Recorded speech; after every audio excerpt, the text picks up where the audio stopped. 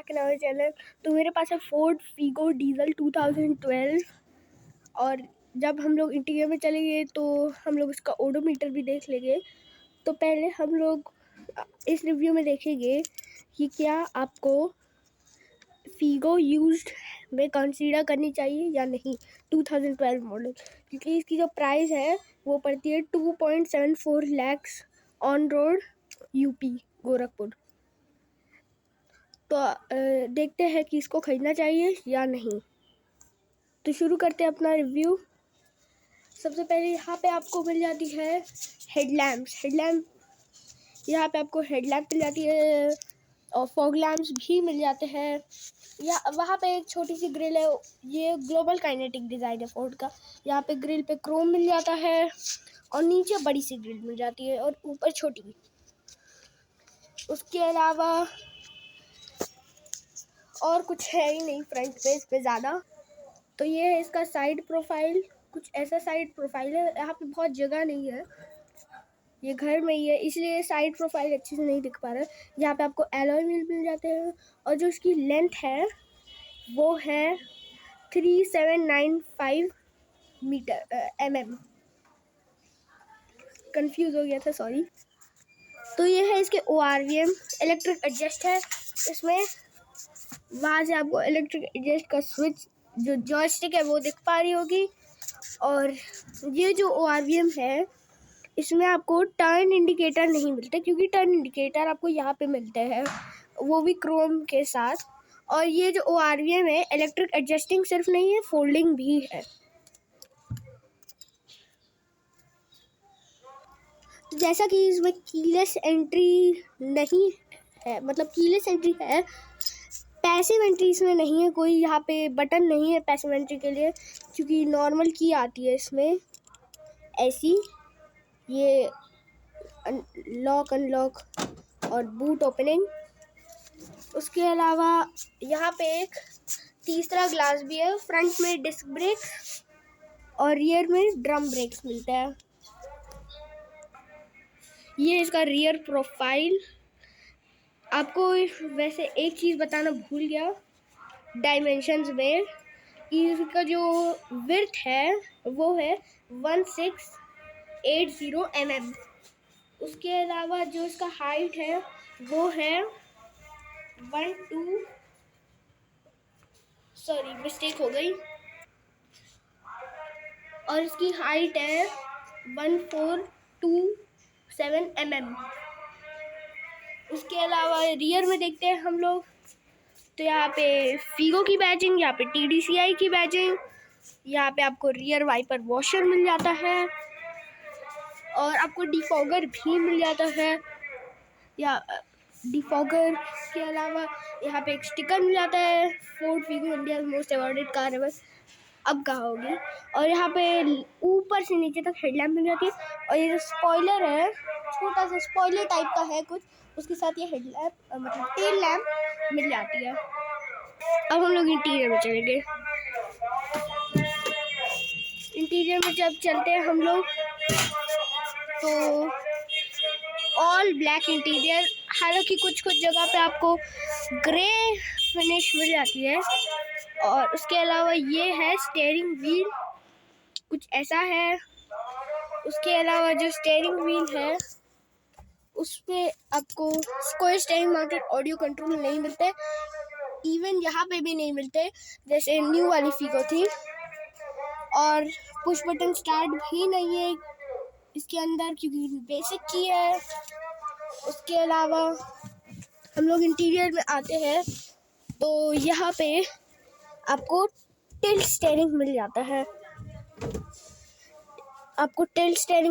है, उसके अलावा आप सेंटर कंसोल में आ जाते हैं तो आपको राउंड AC वेंट्स मिल जाते हैं पूरी गाड़ी में।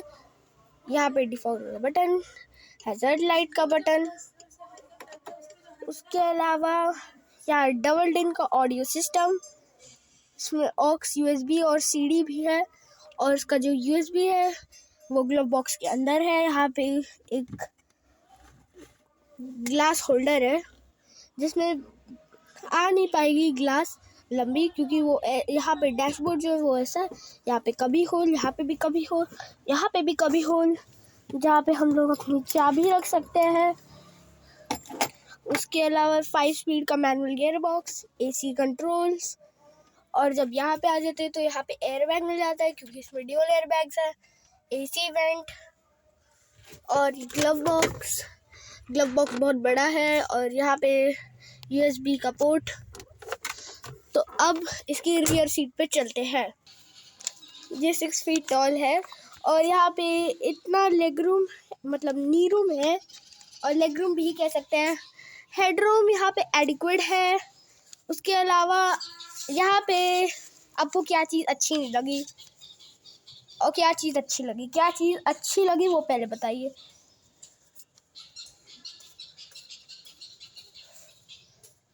आपको क्या चीज़ अच्छी लगी? तो हम लोग उसकी बात करना भूल गए इक्विपमेंट्स के बारे में। यहाँ पे आपको मैगजीन होल्डर मिल जाता है। उसके अलावा यहाँ पे आपको ड्यूल टोन फिनिश मिल जाती है। यहाँ पे सॉफ्ट टच है, ये ब्लैक ही है, ये मैनुअल है। उसके अलावा यहाँ पे फिक्स्ड हेडरेस्ट है और सीट बेल्ट। उसके अलावा यहाँ पे एक बटन है, सीट कवर है इसलिए बटन नहीं है, क्योंकि इस पे सीट कवर लग गया है। तो आपको क्या चीज़ यहाँ पे अच्छी नहीं लगी?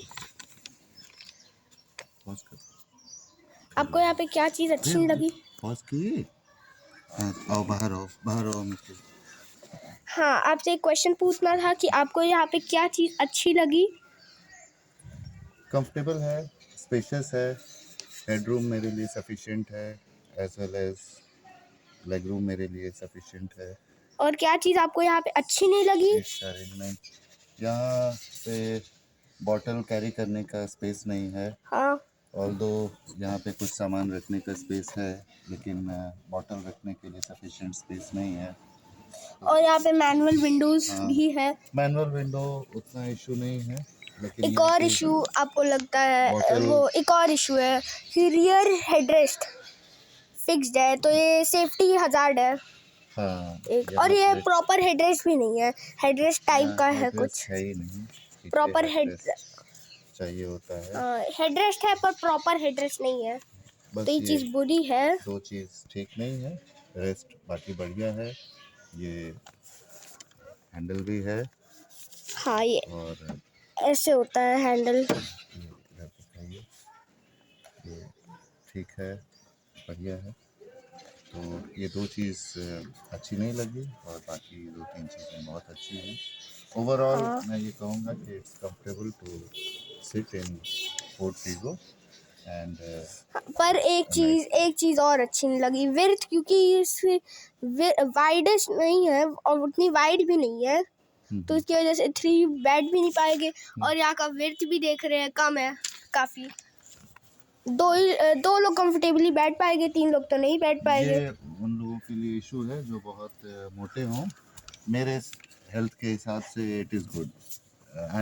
तो इसके बूट में एक इशू आ गई है, खुल नहीं रहा है, बूट लिड इसका जो है जैम हो गया है। तो यहाँ पे बूट स्पेस, वैसे तो बूट भरा हुआ है और पार्सल ट्रे है, ये नीचे भी भरा हुआ है, कुशन और तकिया रखा है, लेकिन जो इसका बूट स्पेस है वो काफ़ी अच्छा है। वो है 284 लीटर्स का। न्यू जो मॉडल आया था फीगो का 2nd जनरेशन, उसमें बूट स्पेस भी कम हो गया था, जो कि हो गया था अराउंड 25 करके कुछ हो गया था, 257 लीटर्स आसपास हो गया था। तो अब मैं बताता हूँ इस गाड़ी को लेना चाहिए या नहीं। ये गाड़ी उन लोगों के लिए अच्छी होगी जो Tier 1 सिटीज़ में रहते हैं, और क्योंकि वहाँ पे फोर्ड की आफ्टर सेल सर्विस अच्छी है, एडिक्वेट है वहाँ पे। लेकिन जो लोग Tier 2 और Tier 3 सिटीज़ में रहते हैं उनको थोड़ा आफ्टर सेल सर्विस को देखना पड़ेगा। उसके अलावा मेंटेनेंस वैसे तो पहले हाई था, अब फोर्ड का लो हो गया है, और पार्ट्स अवेलेबिलिटी वो थोड़े इश्यूज है, वरना ओवरऑल इसकी माइलेज भी थोड़ी कम है डीजल से। डीजल है फिर भी इसकी माइलेज अराउंड 18 है, 14 to 18, जो कि काफ़ी कम है, डीजल के हिसाब से कम है, लेकिन इसकी परफॉर्मेंस भी बहुत अच्छी है, क्योंकि इसमें 1.4 लीटर का ड्यूरेटिक डीजल इंजन आता है जो कि फिएस्टा में आता था और वो बहुत अच्छी परफॉर्मेंस देता है। और ये जो न्यू वाली फीगो है उससे ज़्यादा रेव होती है। मैं आपको इसका ओडोमीटर दिखा देता हूँ, इंटीरियर में इसका ओडोमीटर भी दिखाता हूँ। और ये इसका ओडोमीटर, ये चल चुकी है 67,950 किलोमीटर। और इसके अलावा इसमें ट्रिप मीटर भी है, ट्रिप मीटर रीसेट जो कि हो गया है डिस्टेंस टू एम्प्टी। उसके अलावा ये जो है ये ज़्यादा रेव होता है 1.5 लीटर डीजल से, ये 7000 आरपीएम तक रेव होता है। और जो 1.5 लीटर ड्यूरेटिक डीजल आ रहा है उसमें आपको जो रेव होता है वो आपको सिर्फ 6000 आरपीएम तक ही रेव होता है। तो ये था हम लोगों का रिव्यू फोर्ड फीगो डीजल का। अगर आपको पसंद आया लाइक करिए, कमेंट करिए, सब्सक्राइब करिए और मुझे लाइक करिए।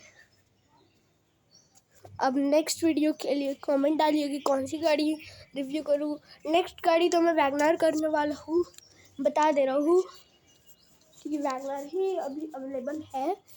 इसके अलावा ये मेरी है ना, वैगनार ही इसके अलावा अवेलेबल है।